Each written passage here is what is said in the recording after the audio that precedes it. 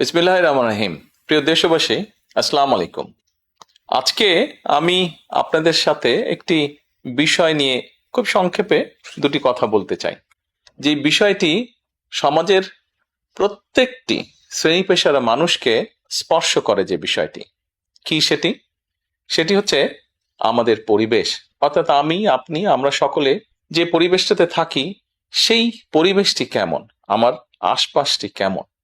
আপনারা নিশ্চয়ই অধিকাংশ ক্ষেত্রে খেয়াল করে দেখেছেন, আমরা ঢাকা শহরের যে কোনো রাস্তাঘাটই হোক, যে কোনো এলাকাই হোক, যে কোনো জেলা শহরের এলাকাই হোক, রাস্তাঘাট হোক, এমনকি উপজেলা পর্যায়েও ক্ষেত্র বিশেষে বিভিন্ন গ্রামগঞ্জেও আমরা দেখেছি যে যেখানে বাজার ঘাট বা রাস্তা চলাচলে বেশি, সেই জায়গাগুলোতে চারিদিকে একটা জিনিস খুব পরিষ্কারভাবে চোখে পড়ে, যেটি আমরা যখন ছোট ছিলাম, আজকে থেকে 40 বছর আগে, 30 বছর আগে দৃশ্যটা এমন ছিল না, কিন্তু বর্তমানে দৃশ্যটা এইরকম। সেটা কেমন?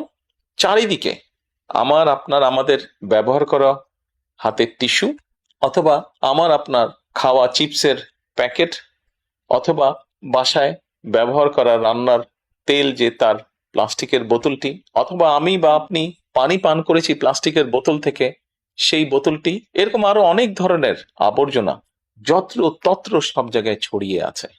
কোনো জায়গায় একটু বেশি জমা হয়ে আছে, অথবা যত্র তত্র লোকালয়ে চারিদিকে ছড়িয়ে আছে। চিন্তা করে দেখুন তো, আপনার ঘরে, যে ঘরটিতে আপনি থাকেন, যে বাসাটিতে আপনি থাকেন, যদি চারিদিকে এমন টিস্যু ছড়িয়ে থাকতো, যদি চারিদিকে এমন আবর্জনা ছড়িয়ে থাকতো, আপনার কাছে কি ভালো লাগতো দেখতে? নিশ্চয়ই না, আমাদের কারো কথাই ভালো লাগতো না। কবি তো সুন্দরভাবে লিখেছেন, সবুজ শস্য শ্যামলা আমার এই ভুবন। তো আসুন না, আমরা কেন আমাদের পরিবেশটাকে সুন্দর করতে পারবো না? বাংলাদেশের অধিকাংশ মানুষই পায়ে হেঁটে চলে, অথবা রিক্সায় যায়, অথবা বাসে চলাচল করে। এই মানুষগুলো যখন রাস্তা পার হয়, বিভিন্ন জায়গায় যখন আবর্জনা জমে থাকে, ময়লা থাকে, এই মানুষগুলোর কিন্তু অনেক কষ্ট হয়, বিভিন্ন জায়গায় অনেক দুর্গন্ধ হয় এই আবর্জনা জমে থাকে। তবে আমরা যদি সকলে মিলে একটু সচেতন হই, আমরা যদি নিজেরা সচেতন হই, যত্রতত্র যদি আমাদের ব্যবহারকৃত আবর্জনাগুলো যদি যত্রতত্র আমরা না ফেলে দিই, আমরা যদি একটি নির্দিষ্ট জায়গায় এই আবর্জনাকে জমা করি এবং নির্দিষ্ট উপায়ে যদি এটাকে পরে ধ্বংস করি, তাহলে যেমন আমাদের পরিবেশটি ভালো থাকবে, ঠিক একইভাবে আমরা আমাদের পরিবেশটাকে সুন্দরভাবে রাখতে পারবো।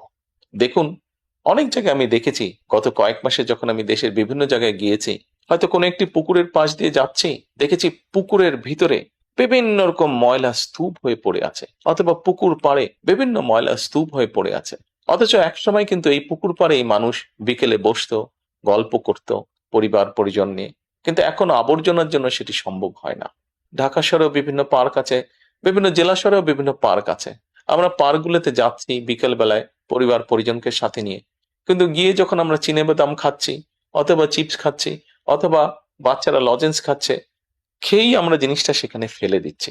আমরা যখন যাই তখন হয়তো যারা পরিচ্ছন্ন কর্মী তারা হয়তো পরিষ্কার করে রাখছে, কিন্তু আমরা যখন বেরিয়ে আসছি তখন আর সেটি আগের মতন পরিষ্কার থাকছে না।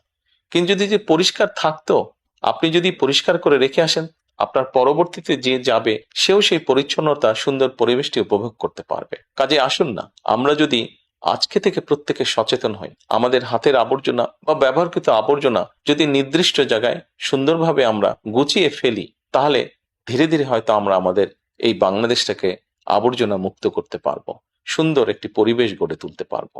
দেশটা তো আমাদের সকলের। আমরা সকলে মিলে যদি চেষ্টা করি, সকলে মিলে যদি একটু একটু করে করি, তাহলে আমরা বড় কিছু করতে সক্ষম হব। প্রিয় দেশবাসী, আপনাদের কাছে আজকে এই সহযোগিতাটা আমি চাইছি।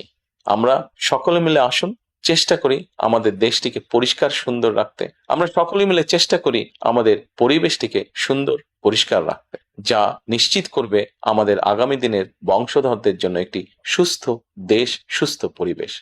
সকলকে আন্তরিক ধন্যবাদ। আসসালামু আলাইকুম।